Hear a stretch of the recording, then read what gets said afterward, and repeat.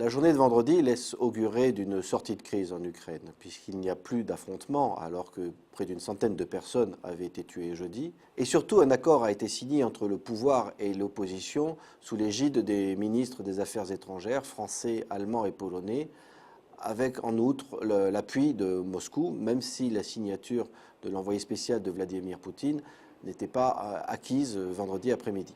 Cet accord prévoit une élection présidentielle anticipée d'ici la fin de l'année, une nouvelle constitution, deux points qui correspondent aux exigences de l'opposition, ainsi que surtout la formation d'un gouvernement d'union nationale, un point tout à fait essentiel pour permettre à l'Ukraine de se réconcilier après 2 mois de crise sanglante. L'accord prévoit aussi, et c'est un point important pour le rétablissement de la paix, une amnistie des manifestants et le retrait de l'opposition de tous les bâtiments et espaces publics dont ils s'étaient emparés ces derniers jours ou ces dernières semaines. D'ailleurs, on peut constater sur le terrain un début de retrait de la police, ce qui laisse penser que ce week-end, il n'y aura pas de regain de violence dans Kiev ou dans les villes ukrainiennes. Apparemment, tous les ingrédients sont réunis pour que la crise soit résolue dans les semaines ou les mois qui viennent, mais il faut quand même surveiller attentivement plusieurs points. D'abord, l'élection présidentielle était certes une demande de l'opposition, mais beaucoup d'opposants voulaient le départ de Yanukovych immédiatement. Il va donc falloir les convaincre d'attendre un petit peu, et il faut reconnaître qu'une présidentielle anticipée en décembre seulement n'aurait pas grand sens, puisque le mandat du président s'achève en février 2015. Donc une vraie élection anticipée devrait être plus tôt.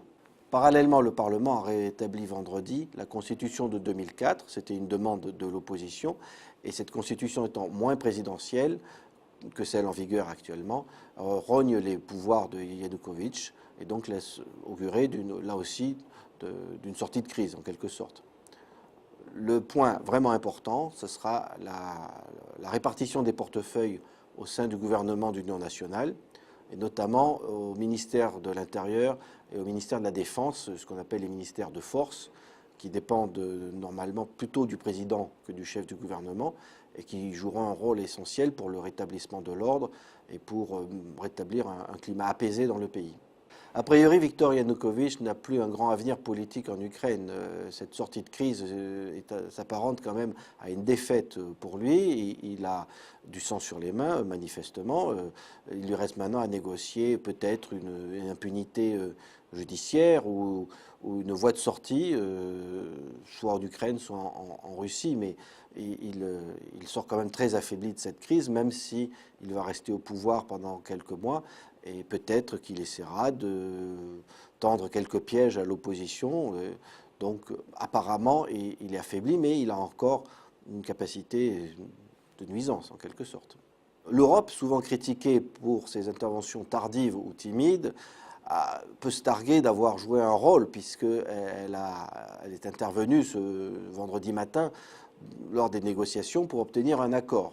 Pour autant, c'est un rôle qui n'est peut-être pas décisif, puisque si Viktor Yanukovych a reculé certainement avec le feu vert de Moscou, c'est probablement pour d'autres raisons, à savoir qu'il se rendait compte qu'il ne pouvait pas s'appuyer sur l'armée et la police pour une répression accrue, puisqu'il lui revenait de différentes villes, notamment de l'Ouest, que des régiments étaient au bord de la mutinerie, ou du moins faisaient valoir qu'ils ne tireraient pas sur les manifestants. Donc Yanukovych n'était pas sûr de son appareil répressif et a dû faire ces concessions qui sont assez amples au demeurant. L'Europe est venue lui signifier qu'il n'avait pas de marge de manœuvre internationale et menacer des sanctions contre ses proches, ce qui a pu être en quelque sorte un ultime élément le persuadant qu'il fallait effectivement trouver des concessions.